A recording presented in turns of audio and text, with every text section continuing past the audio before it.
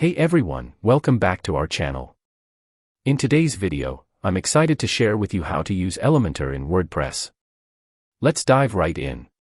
Once you're on the WordPress dashboard, go to the Plugins section and click on the Add New Plugin option. Search for the Elementor plugin. Once you find it, click on the Install button. When the installation process is complete, click on the Activate button to activate the plugin in WordPress. Now, you will see the Elementor option in the dashboard menu. Click on it to open Elementor in WordPress. Once you are on the Elementor homepage, you will see two options: Create a Page and Watch a Guide.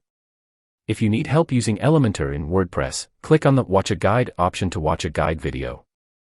Otherwise, click on the Create a Page option to start editing. On the next screen, you will see the editing page with different tools. Use these tools to create your page. And there you have it.